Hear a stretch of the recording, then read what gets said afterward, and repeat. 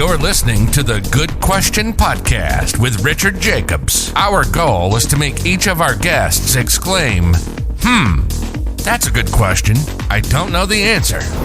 Because when that happens, it means you, the listener, may be inspired to learn more beyond the interview and to ask great questions yourself that lead to new insights. In this podcast, we cover historical and current anthropology, comparative religion, and history. Welcome, and let's get started. Hello, this is Richard Jacobs with the Good Question Podcast. I have Juan Lee. He's the author of Love Made Simple. He's an author and a teacher on, again, the powerful principle of love. He's been doing this for over 30 years. He studied organized religion to find elements that unite humanity and share the message with those that need it. So we're going to get into this. Juan, thanks for coming. Hi, thanks for having me. I appreciate it. Yeah, so, maybe it sounds ridiculous, but what got you interested in the topic of love so many years ago? Basically because I was hopeless. I graduated from high school and I had no hope. I had low self-esteem, no confidence. What I later would find out that I had an undiagnosed learning disability. And that basically put the parameters on my academic experience up until that point, 17 years old. It was very frustrating. And it left me, wondering how I was going to survive. And I was looking for directions, and I really couldn't find anything that was substantial in the sense of that I could put my hands on, that I could actually see that could really give me some hope and results. Now, granted, I had been in religion all my life, and it had basically told me that, I was okay. I still had this ability or this lack of ability or understanding who I was and what I was all about and how I was going to survive in this experience called life, So what did you start doing to help yourself? Like, how did you even know which direction to go or how to help yourself at that point? Well, I joined the military.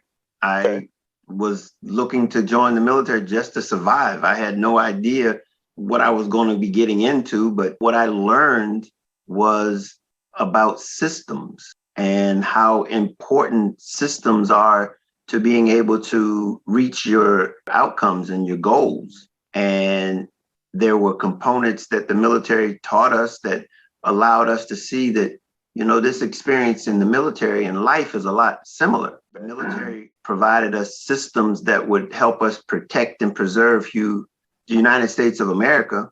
And I was then being able to associate that with love as just the source of the system that's necessary for us to survive and to thrive. It is the system that allows us to protect and preserve humanity, but it also, in the process of doing that, allows us to thrive in our individual lives. Okay. Was this a training program or was this self-taught for you that you were drawn to religion and you started studying it and that showed you the way?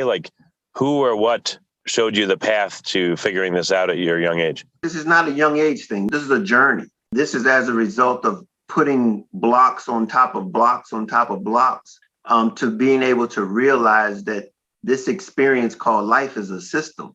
And every day we are exposed to this system. Everything in this experience called life operates on a system, and humans are no different. Humans are a part of something bigger, which is humanity, it extends past generations. It extends from the history or from the past into the present, into the future. And when we realize that we're just a part of something bigger than ourselves, we can begin to lean on the system that connects us all together. And that's love, the ability to be able to connect with one another, that makes sure and ensures that each of us are successful individually and collectively, is the system of love. But that just sounds really generic to me so far because I don't really know much about it. So when you say that to people, do they just shrug or what's their reaction? And, how do we go deeper with the concept? Well, it's just basically looking outside your window or just in every day. You look at outside and you go, we have seasons. We have winter, spring, summer, and fall. We have trees fall and the leaves falling off the branches. We see evolution, things changing right before our eyes. And yet it returns and it's just the same every season. We are no different. We are part of a system that reproduces after itself. Everything, we're a species of humanity, of humans that reproduce after our kind. We basically go through the same cycles over and over and over again. And yet we're still trying to figure it out. We're still trying to figure out and understand why it is that we do what we do. And it's very simple. It's to protect and preserve humanity from one generation to the next. It's not that difficult. We oftentimes make it out to be more than what it is. And when we do, we find ourselves confused because it's not really that difficult. It is very simple, to be honest with you. But yet we want it to be more than it is, and it's not. But practically, all right, so do you counsel people when they're having a problem? What's been your interaction? Well, first, in your own life, how specifically did you use these principles to help yourself? And then I want to ask you if you work with other people, how you do it. But with yourself first, if you wouldn't mind. Well, yeah. Basically, my experience was that I realized that I needed to have attitudes that would change the way I viewed things. See, when you feel like you don't have any confidence or you feel hopeless or you feel like that you are not worthy, it's not that the situations are bigger than you. It's the way in which you look at them, the way you present yourself towards them. And so it allowed me to change my attitude. That was the thing about in the military. I realized that the system was in place, but we had to have the right attitudes towards the system for it to actually render the results that we were all hoping for. And that would be able to protect America from foreign and domestic enemies. And that was what our job was. That was the purpose of the system. And just like in just our normal lives, love is the system that connects us so that we can protect and preserve humanity. We're in a real difficult time in our society right now where we're divided. And so when we're divided, we can't reach our potential as a society, basically dividing ourselves to destruction. And so what we realize is that if we don't unify, come together, find a thread that we have in common, we're going to destroy ourselves. And that's where we're headed. But there's hope in love. The fact is that if we can acknowledge the fact that we have something in common, and that's humanity, I need you and you need me, that idea that love is what we want, what we're willing to give one another instead of what we're willing to or want and desire from one another. Because ultimately, we're in this thing together. We're no greater one of us than the next. Yeah. Well, I remember, reading a book by Viktor Frankl, where he was in the Nazi concentration camps. And, I thought about the camps and I thought, of all the terrible things that happened to people in the camps. But then I thought, all the people that worked there, they're all dead too. They may be in the same place. They may not be in the same place, depending on your belief, but they're all gone. And all the things they did were for nothing. It just was a negative on the world. And what was the point? It didn't help anyone. It just made people miserable. So it was just interesting to reflect on that. But what are your thoughts? Well, to be honest with you, what love does, it determines and dictates your motivation. And see, when we have those types of activities that happen that work counterproductive to humanity, it's a selfish motivation. These things exist because we love to do harm, okay? What we want to do is to have a compassion and a desire to want to protect and preserve. And that's where the source is as relates to what we're dealing with, because we love whether or not we want to accept it or not. It's in us to love. It's just what is our motivation for it? And so what we come to find out is that when you have situations like concentration camps of the Germans and the Jews and by the Germans, we have the situation where there was a motive that was selfish. And that's contrary to humanity because we're all important. We're all necessary. It's all sufficient. My uniqueness is made for you. It's not how I can use it for myself. It's meant for you. Your uniqueness is meant for me. People get into conflict quite a bit. If someone comes to you and says, Juan, I'm having trouble, this and that, and this is going on. Do you counsel people either in an official or unofficial way? And what do you tell people to help them? What's an example or two of how you help somebody? I coach people into asking themselves, what could they have done to have changed the circumstances. And here's the point. When you go as extreme as to the concentration camps of things like that, it's those things that we have to do. We have to accept that if you're in a circumstances where you can't change your perspective, okay, you've brought up a very extreme situation. But the fact of the matter is that the first step to understanding love is that you have to have an attitude of be willing to sacrifice. You've got to be willing to sacrifice. That's a sacrifice, a personal sacrifice. You can't be bending it off and expecting somebody else to do it for you. And understand in the process of sacrificing that we understand that this experience is temporary. It's temporary. So no matter what your experience is, at the end of the day, it's going to be temporary. Now, it's at that point that you realize, what do you have to invest based on your circumstances in this situation?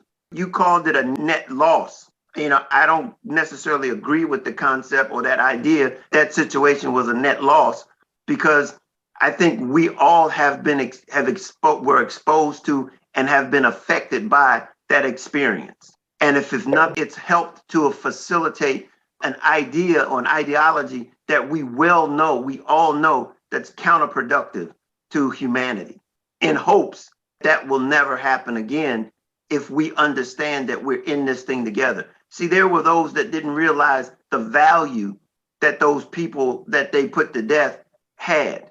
They compared them to themselves, not knowing and understanding their value.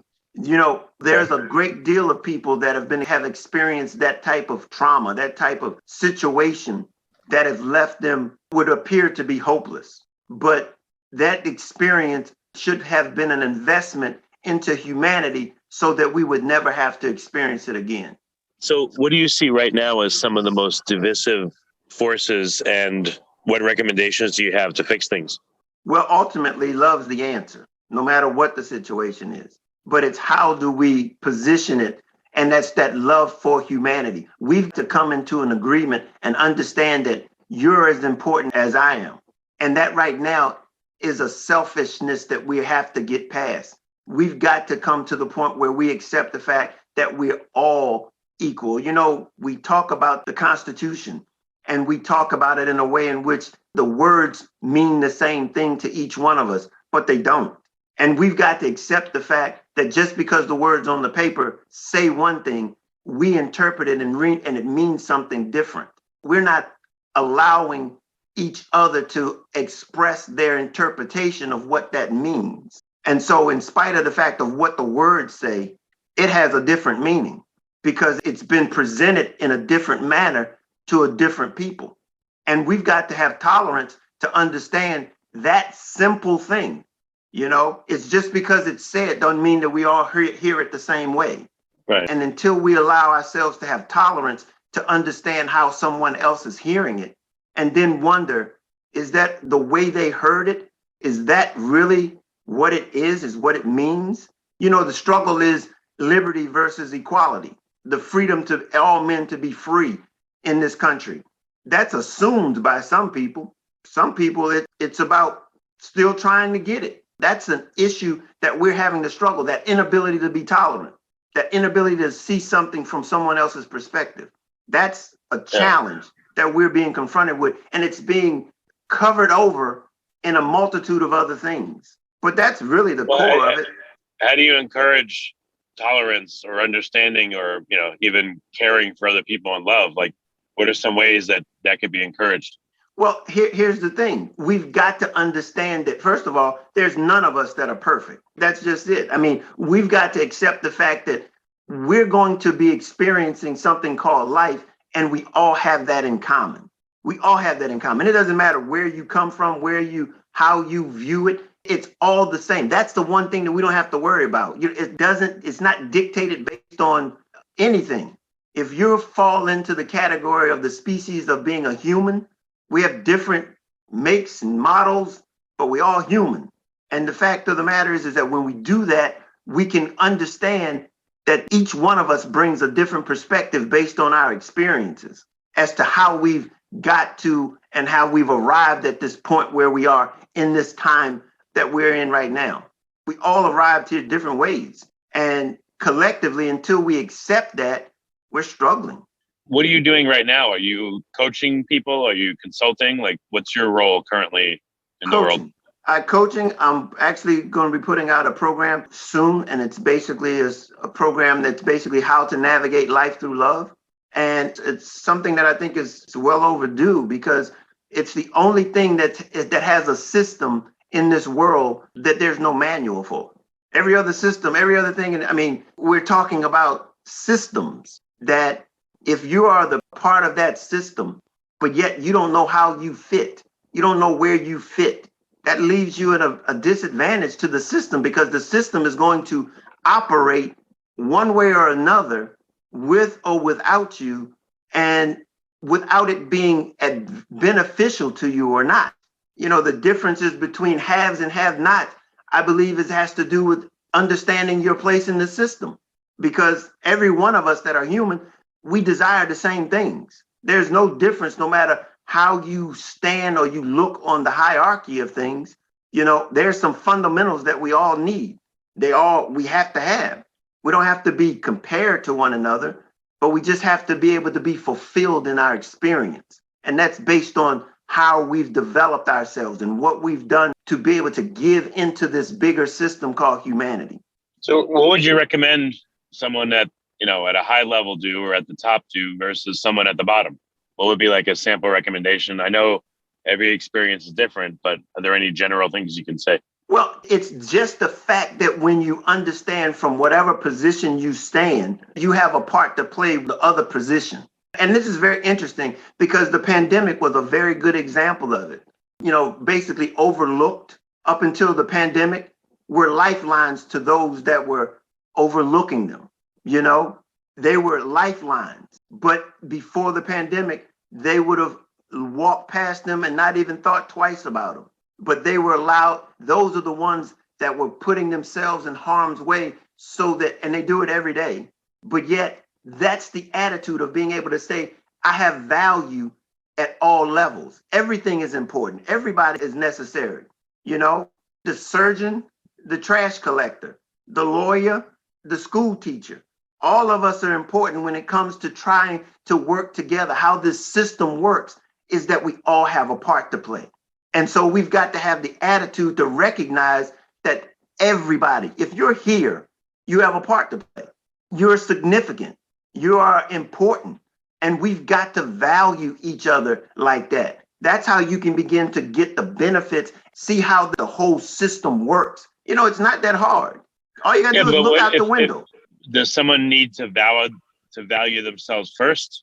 Absolutely. In order to be able to participate? And like how does someone take the first step? Like, what's an example of, you don't have to say names, obviously, but a person you've coached and, changing the story or whatever, not making it specific to them. Like, what are some stories that have really, like, not necessarily broken your heart, but really spoke to you? And how did you help the people? Any good examples that come to mind?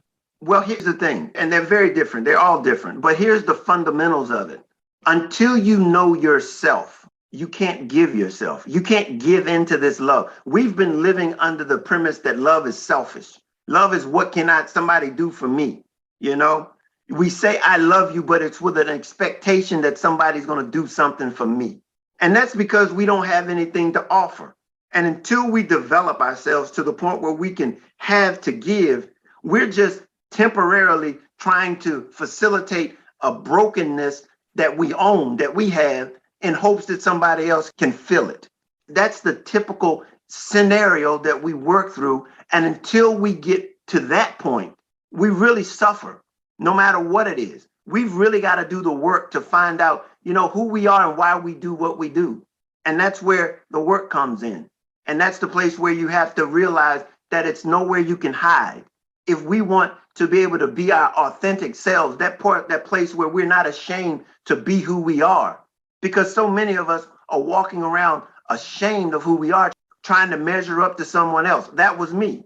I had an undiagnosed learning disability until I was 37 years old. I still have it, but the unknown part of it made me leery, made me afraid to be able to reveal it because of what the consequences would be or how people would perceive me.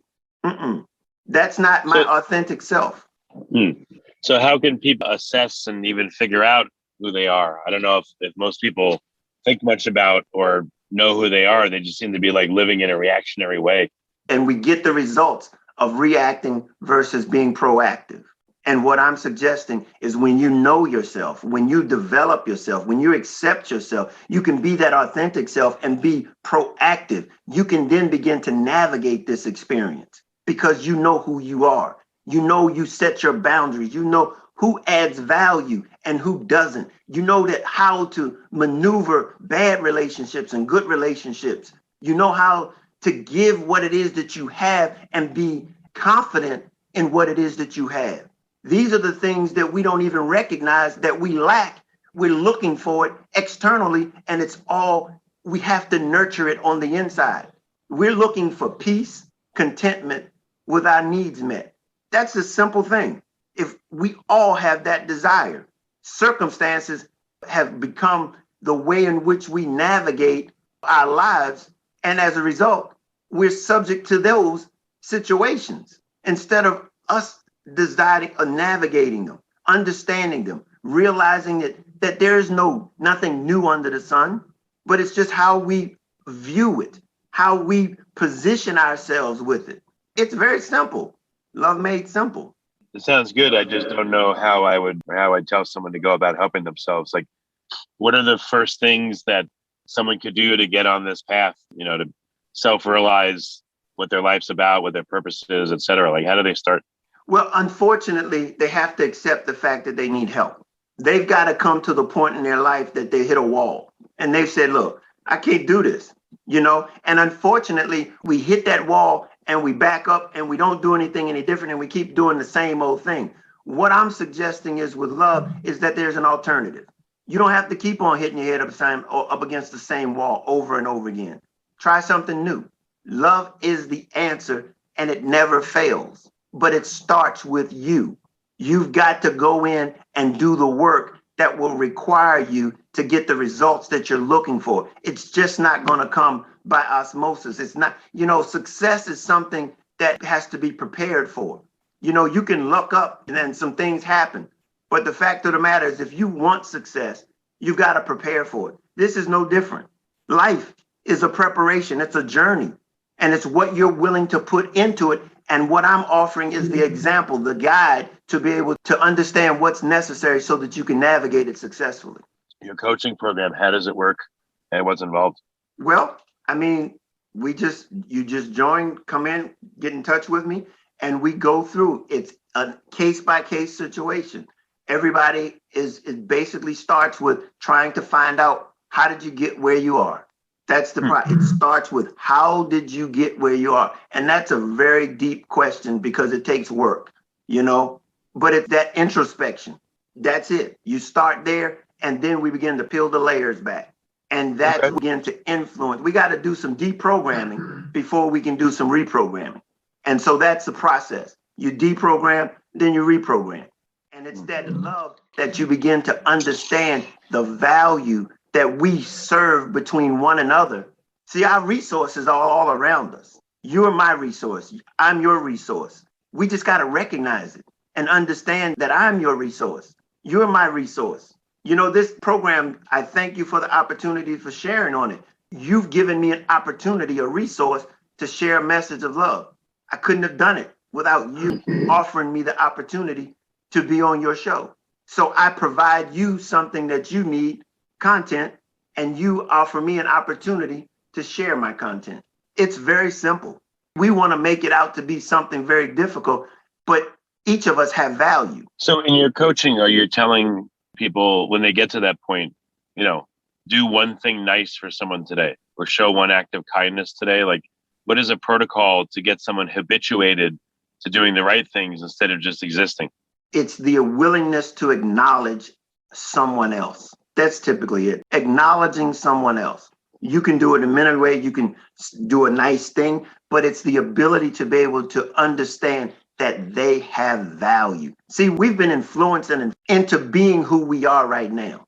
And what I'm saying to the clients and to anyone who's actually listening is that we have a choice to change. We have a choice. It's the most powerful position that exists, that choice.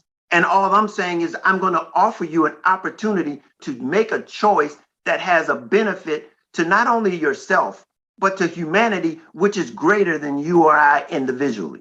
However many years we get on this journey, it all is different for each one of us. But at the end of the day, we're going to transition out of this position, but humanity will continue.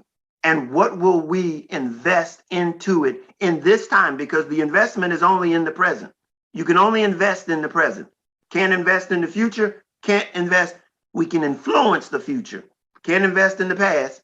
All we can do is invest right here and right now. And what we do that will influence the future is what we invest into the present. And right now, we're looking at investing division at a level that I don't think we've ever experienced in our country, is a level of division. That's what we invest in right now. And no one seems to feel that that's an issue because we're so selfish in our position. Yeah, well, I agree. I mean, there is tremendous division. I know it just made me feel like adversarial with a lot of people over the past 2 years, and it's not a nice thing. But yeah, I could see it everywhere. I feel like evil is right there on the street corner, just out in broad daylight, and no one seems to notice. The unfortunate thing about that is that evil is based on the perception of the person who's looking. It's an attitude. It's the position. See, just the mere fact that we can say that there's the devil or that he exists and that he presents itself implies that you have a perspective that presents it. You have the choice not to take that perspective. That's what I'm referring to. It's that power, that choice to not allow something like a they, them, those to be considered something that is contrary or inconsistent with humanity. Because that doesn't help us any. That doesn't allow us to collectively come together if I can see that. That means I see negative instead of looking for the value and the positive. I've got to look and to see. That's work. I've got to look. I've got to work to find that uniqueness. And see, if I've spent time looking for everyone's uniqueness and everybody spent time looking for my uniqueness, we wouldn't be able to easily see those differences. Right.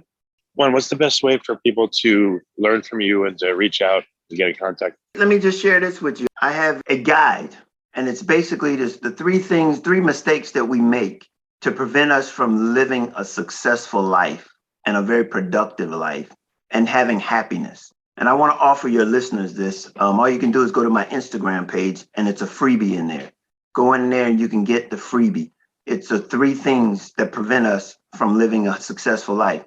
And it's work. I'm not going to lie with you. I want to offer that to your audience. But also you can reach me at juanleetheauthor.com. That's where you can see my book, Love Made Simple. And also you can email me if you want to email me and talk to me. It's info@JuanLeeTheAuthor. And I want to also share with you the fact that I'm the founder and executive director of a nonprofit it's called Clear Journey. It's basically behind the fact of being able to navigate life for children, teenagers, and young adults, giving them a head start so that they won't have to look over and see something that's inconsistent with humanity as they start this journey. Because it takes, you build it up. And if we can catch our teenagers and young adults, giving them the basis of experience called life and not letting them be influenced or affected by the negativity. That's basically what it is. It's negativity. And give them hope. That's what Clear Journey is. I mention that because I'm looking for people that are interested in having that positive influence on our children, our teenagers, and our young adults, sponsors and supporters and partners, because I know collectively we can do it. We can influence the future in a positive way. So that was something I wanted to share with you. And also all of the social media.